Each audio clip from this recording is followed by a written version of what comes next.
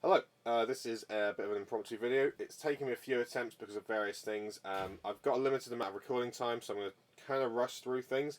But I'm going to demonstrate my first pedal board build to you today.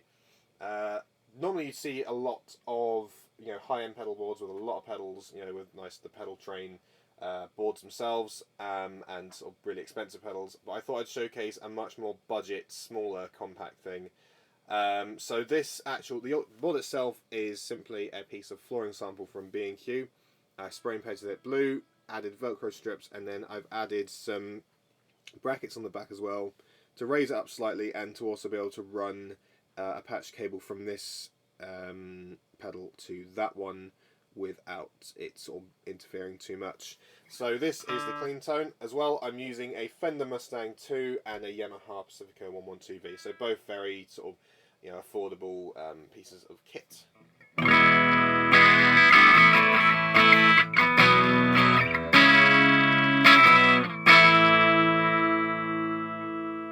So the first pedal on board is the Marshall Bluesbreaker II drive pedal. This also has a boost function, hence why I've got it first instead of the Rat, which I'll get to in a minute. Volume is set to 2 o'clock. I've got the tone all the way up, drive just over half, and mode is obviously blues.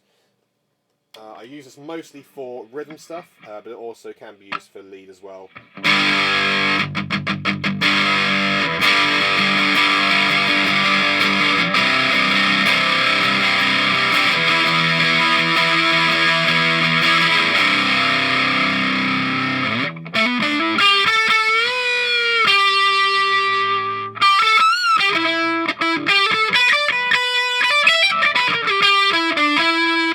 Fumbling around the guitar there like an idiot. That's good.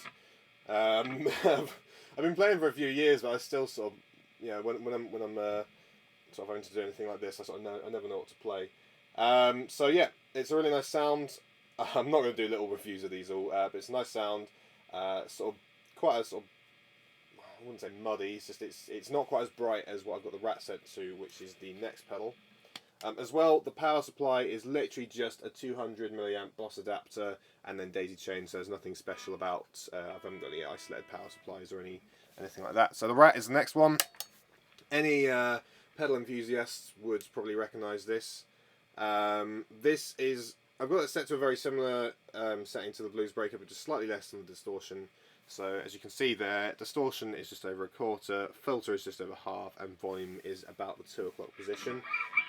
This is what it sounds like.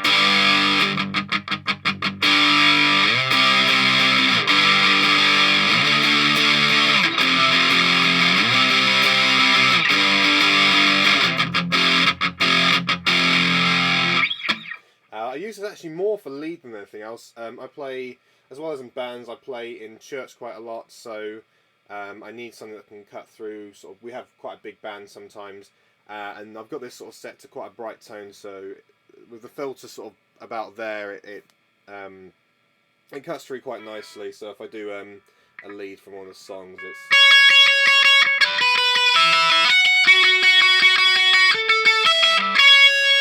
And then I'd probably add some of the reverb and delay just to sort of, add it out a bit.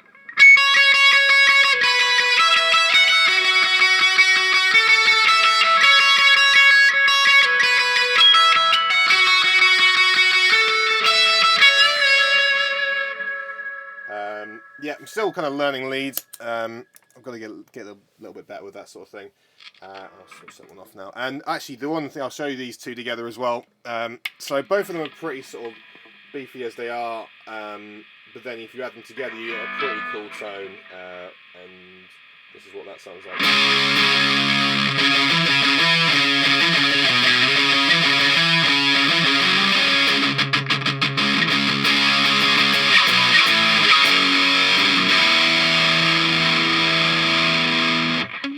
And as well, because of the amount of gain and distortion going and drive going through that, you get a pretty nice, if you do the thing where you hold the guitar against the amp. Sorry, I don't know the technical term for that, but when you hold the guitar against the amp and you get the weird feedback sound, that gives a pretty good sort of, quite a screechy sound. It's quite nice to do at the end of a big song. Next one on my board is a Mooer Ensemble King chorus pedal. I've got the rate set to well, about the 10 o'clock position. The level is at 3/4 and depth is all the way up. And this is what that sounds like.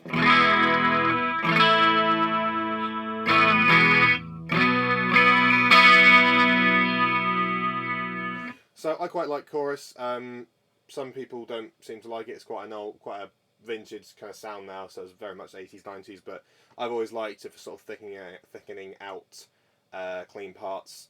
But it sounds really nice with the reverb on as well.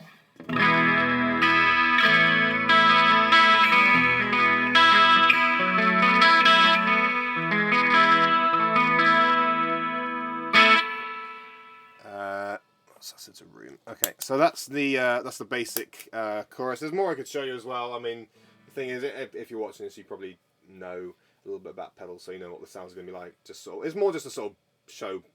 Sort of, you can, on a budget, you can still get things sounding reasonably nice. The next one is another Mooer pedal. It's the Mooer ShimVerb. It's worth pointing out, actually, even though it's on a budget, these two are actually given to me. I was going to buy the Ibanez Tube Screamer Mini, but this sort of works out better actually for me anyway, so because it means I get a bit more options. But I'll probably buy a Tube Screamer Mini as well. So yeah, this is my reverb.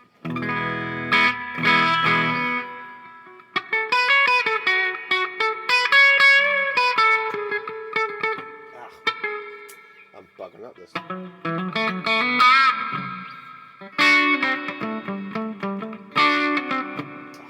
Do you know what? Fuck it. I'm not even going to bother. I'm just butchering that.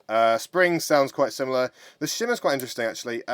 Most shimmers would normally have the effect in octaves. This has it in fifths, which isn't very good for chords, but it's got some makes for some nice. If I mix it with the delay, it makes for some interesting sort of ambient sounds.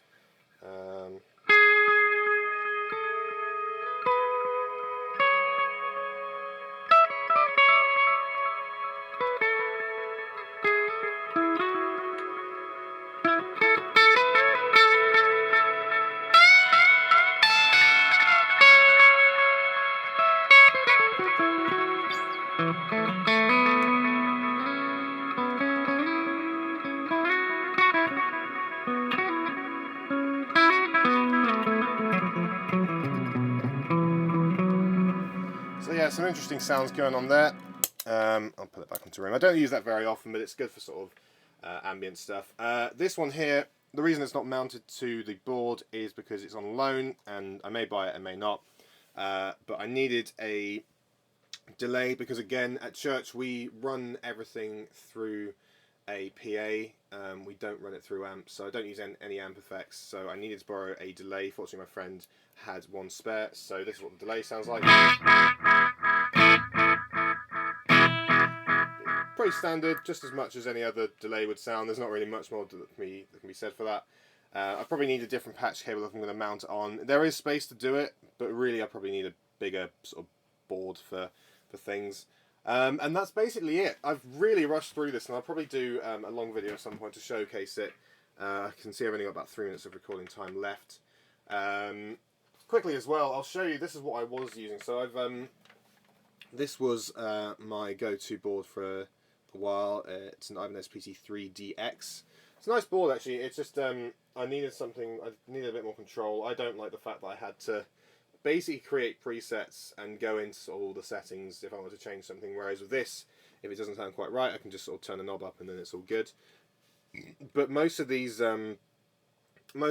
pedals are bought because I wanted to replicate the sounds I had on the board, so I love the chorus sound. So this is more or less matched to, this is more or less what my that board sounded like, but you know, it's a lot cleaner tone because that's quite an old board now. And then these two sort of distorted overdrive tones are modelled sort of after that as well. But I could never figure out how to get the noise gate off, so it meant that if I rolled off the volume it just sounded horrid. So this is a lot nicer setup, and I guess the only other thing to do would be to just turn them all on and give you the full whack thing.